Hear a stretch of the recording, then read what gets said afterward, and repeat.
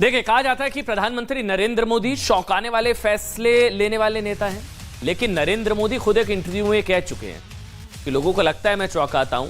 जिन्हें देश में चौंकाने वाला फैसला कहा जाता है उसका संकेत वो पहले ही दे देते हैं, ये प्रधानमंत्री कह चुके हैं। ऐसा ही संकेत अब लग रहा है कि यूनिफॉर्म सिविल कोड को लेकर भी मिल रहा है। जी हां, यूनिफॉर्म सिविल कोड, एक देश एक कानून, कमिंग सून। लग रहा है कि देश में यूनिफॉर्म सिविल कोड लागू होने में अब बस संभवतः 400 दिन से भी कम का वक्त बचा है। बड़ी खबर है, मई 2024 से पहले कभी भी देश में यूनिफॉर्म सिविल कोड लागू किया जा सकता है, इस तरह के संकेत मिल रहे हैं। यूनिफॉर्म सिविल कोड यानी कि समान नागरिक संहिता पर बीजेपी का करीब 36 साल और डॉक्टर भीमराव अंबेडकर का करीब 75 साल पुराना सपना साकार हो सकता है। यूनिफॉर्म सिविल कोड, एक देश एक कानून, समान नागरिक संहिता 1989 से बीजेपी के कोर एजेंडे में है। बीजेपी का गठन 6 अप्रैल 1980 को हुआ था और बीजेपी ने पहला आम चुनाव जो है 1984 में लड़ा, लेकिन समान नागरिक संहिता को बीजेपी ने पहली बार अपने घोषणा पत्र में जगह 1989 में दी थी। समान नागरिक संहिता, यूनिफॉर्म सिविल कोड, क्रांतिकारी फैसला। समान नागरिक संहिता डॉक्टर भीमराव अंबेडकर का 75 साल पुराना सपना भी है, जिसे नरेंद्र मोदी सरकार साकार करने की दिशा में कदम बढ़ा रही है या बढ़ा चुकी है। संकेत मिल रहे हैं, कुछ भी नहीं कहा जा सकता, लेकिन इतना है कि यूनिफॉर्म सिविल कोड पर कुछ बड़ा होने वाला है। डॉक्टर अंबेडकर क्यों भारत में यूनिफॉर्म सिविल कोड जरूरी मानते थे, आज आपके लिए जानना जरूरी है। लेकिन पहले आपको बताते हैं कि क्यों यह माना जा रहा है कि भारत में मई 2024 से पहले यूनिफॉर्म सिविल कोड लागू किया जा सकता है। ऐसा इसलिए क्योंकि खुद गृह मंत्री अमित शाह ने सार्वजनिक मंच से कहा है कि ट्रिपल तलाक और अनुच्छेद 370 की समाप्ति के बाद अब यूनिफॉर्म सिविल कोड लागू करने की बारी है। अमित शाह ने महाराष्ट्र के कोल्हापुर में कहा कि बीजेपी सरकार यूसीसी की दिशा में कदम बढ़ा चुकी है। एक शब्द को ध्यान से सुनिएगा। मोदी जी ने एक ही झटके में ट्रिपल तलाक को समाप्त कर मुस्लिम महिलाओं को अपना अधिकार देने का काम किया है। मित्रों, अधिकार। आज भारतीय जनता पार्टी की सरकार है, कॉमन सिविल कोड की दिशा में आगे बढ़ गई।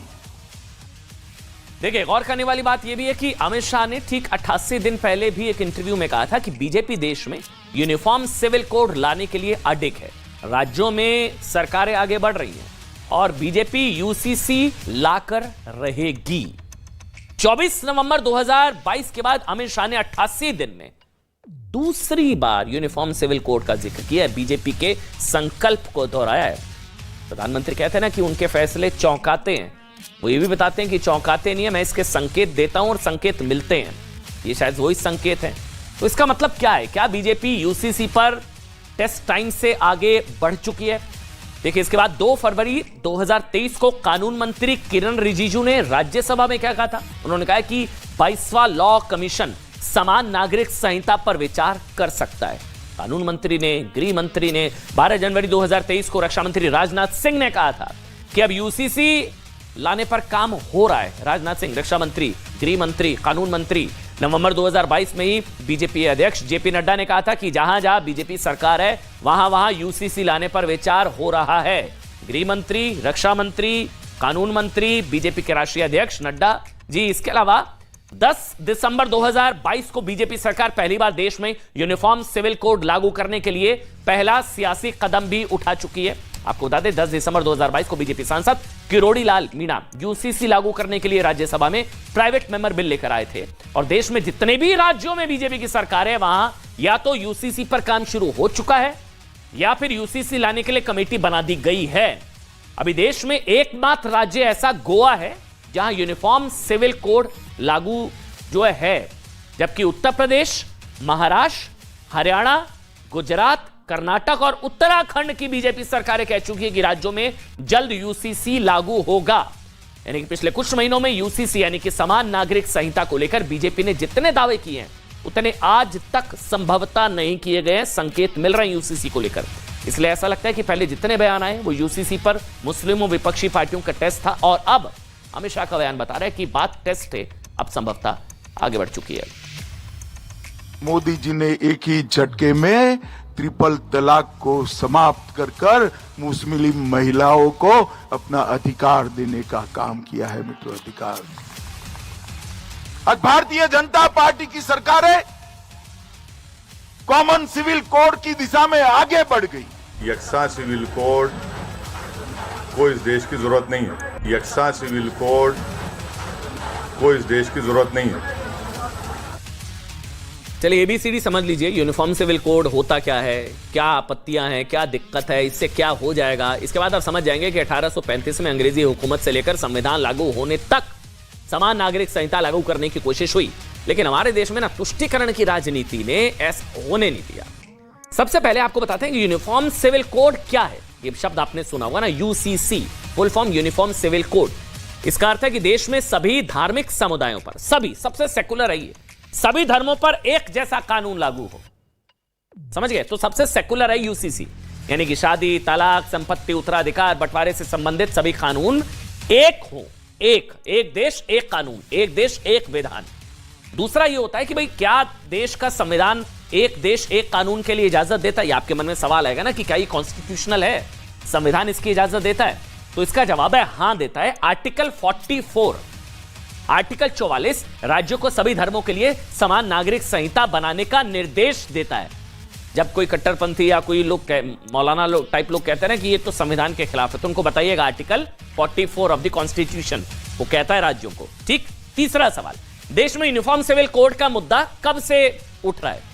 भाई कहा जाता है कि बीजेपी ध्रुवीकरण और वोट के लिए समान नागरिक संहिता का मुद्दा उठा रही है, सर्वधर्म समभाव के लिए और सभी एक देश एक कानून के लिए। तो इसका जवाब यह है, यह कहा जाता है, आरोप लगता है, जवाब यह है कि भाई 1840 जब भारत में ब्रिटिश सरकार ने क्राइम एविडेंस और कॉन्ट्रैक्ट्स को लेकर एक समान कानून लागू किया और हिंदू मुसलमानों के पर्सनल लॉ को अलग रखा ना, अलग रखा, तभी से भारत में मांग हो रही है uniform civil code, uniform civil code. चौथा, संविधान प्रारूप के अध्यक्ष डॉक्टर अंबेडकर यूसीसी पर क्या सोचते थे? ये तो हर कोई जानना चाहता है ना, संविधान निर्माता। तो डॉक्टर अंबेडकर चाहते थे कि मजहबी अधिकार जो है ना, मतलब किसी भी मजहब को कानून में हस्तक्षेप का अधिकार नहीं, कानून सम्मत हो। अगर कोई कानून सम्मत नहीं है तो वो नहीं, यानी कि यूसीसी लागू होना चाहिए। पांचवा सवाल ये कि यूनिफॉर्म सिविल कोड को लेकर इतना विरोध क्यों होता है फिर, जब संविधान सम्मत है, जब बराबरी का अधिकार देता है, एक देश एक विधान है, सब कुछ एक है, तो फिर विरोध क्या है? जवाब यह कि यूनिफॉर्म सिविल कोड का सबसे ज्यादा विरोध मुस्लिम समुदाय के लोग करते हैं। उनका कहना है कि हमारे धर्म में यह हस्तक्षेप है।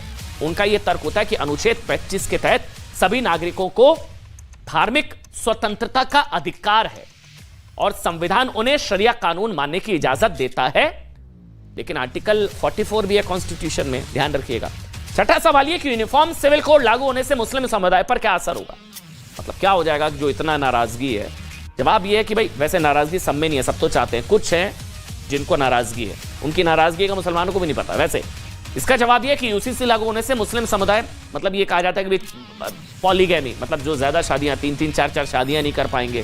ट्रिपल तलाक पहले ही गैर कानूनी हो ही चुका है, हलाला जैसी घृणित रिवाज भी खत्म हो जाएगा, संपत्तियों में बेटियों को बराबर का अधिकार मिलेगा, शरिया कोर्ट्स का अस्तित्व भी खत्म हो जाएगा, और इसके अलावा एडॉप्शन को लेकर कई तरह के रूल्स हैं जो समान हो जाएंगे सबके लिए, इर्रिस्पेक्टिव ऑफ एनी रिलीजन। सातवां सवाल ये आपके जहन में आएगा, आज एबीसीडी कोई सवाल आपके जहन में नहीं रहेगा। सातवां सवाल ये कि यूनिफॉर्म सिविल कोड लागू होने से ईसाई समुदाय पर क्या असर होगा?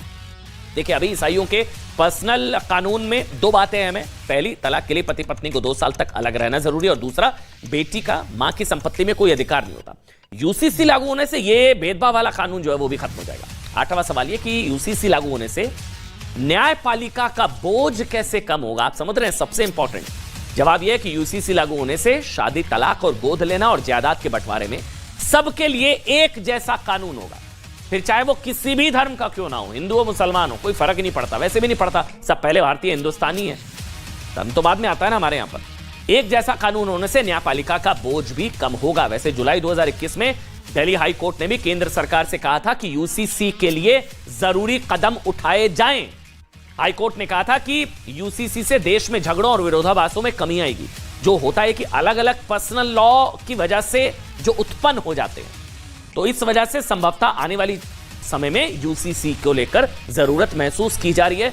एक